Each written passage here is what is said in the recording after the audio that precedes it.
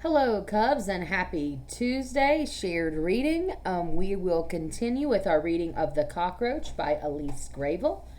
And just to kind of remind us where we ended yesterday, we're going to start with the last thing that we read, which was about, if I remember correctly, which is about what cockroaches eat.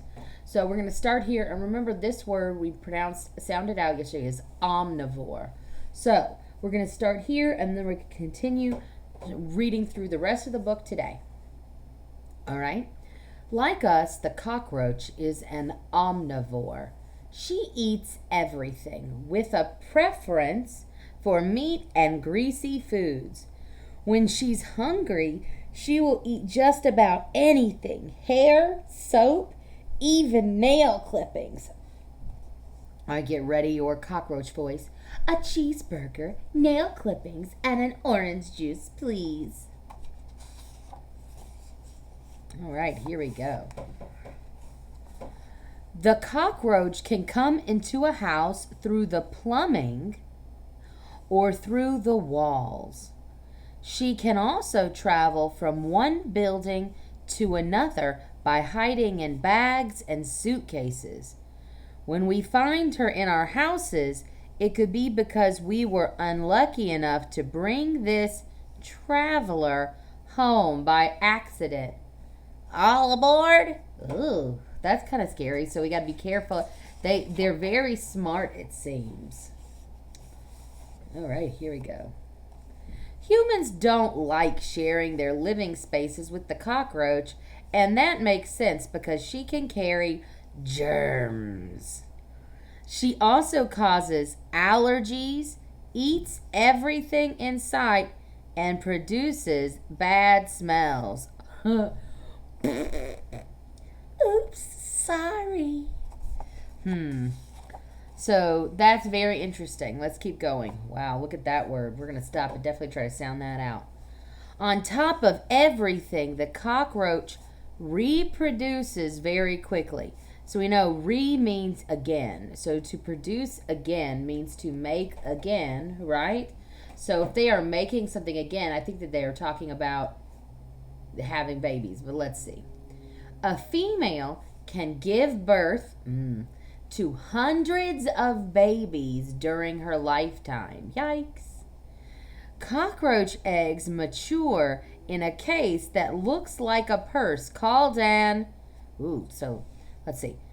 I know double O is ooh, and I see the word the, and then I see k, ah. But it's probably not ah, because A's at the end like banana, make an sound, like a U.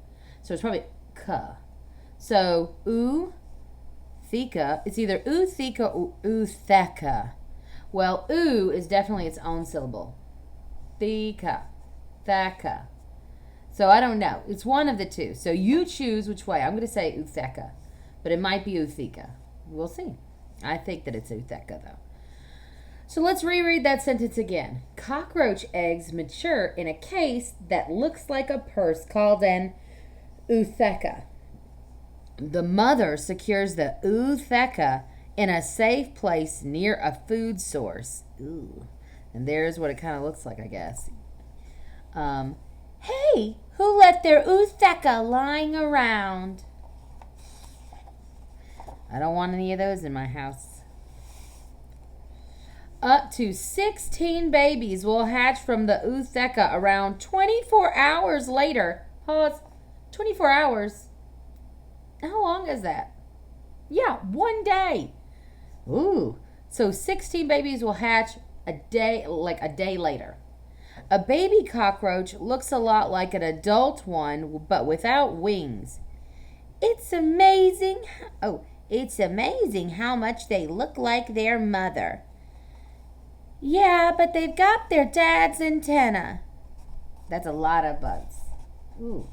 So, very interesting. We're learning that the cockroach lays eggs, and then those eggs hatch very, very quickly.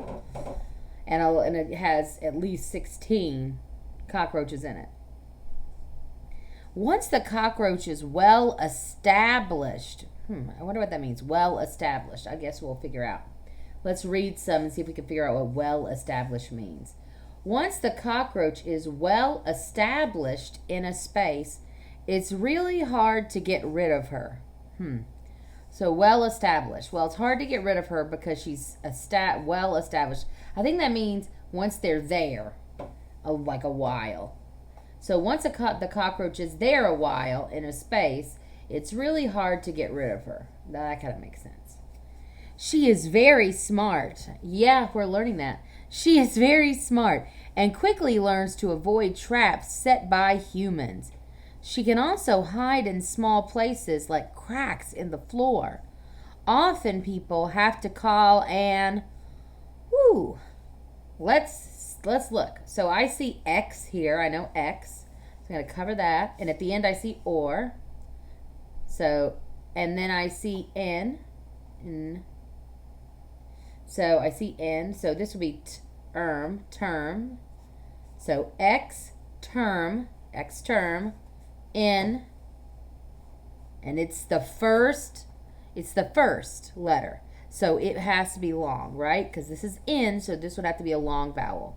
So N-A, tor. Exterminator. Oh. So often people have to call an exterminator.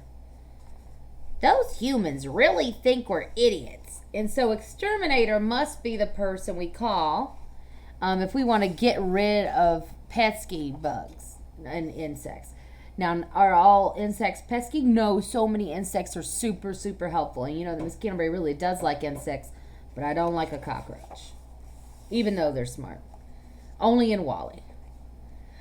Cockroaches appeared on Earth over 3 million years ago, and they are not about to disappear anytime soon. So the next time you meet a cockroach, show respect. Can I come and sleep at your place? What did you say, Cubs? I say, no, absolutely not. That's right, run away with your suitcase. So, we learned so much about the cockroach in this book. I learned things that I didn't know.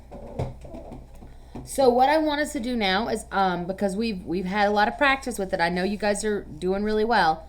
I'm going to just quickly flip through the beginning half of the book, and I want you to think about the pages you're seeing now, and what headings we could give them. We're back to our heading work. So what headings could we give them? Let's think about like what our key details or our subtopics. That's what we would call this. Not the main topic, which is the cockroach. What are the subtopics that we learn about when we are learning about the cockroach, okay? So here we go. I'm going to go through the middle.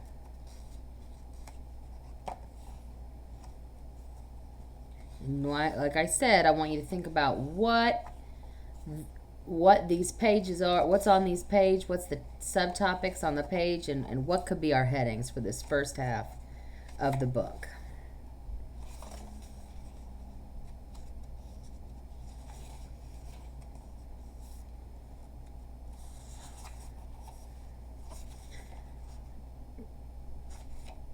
And so that's where we're going to stop. So leave your ideas for headings in the comments. Thanks for reading with me, Cubs.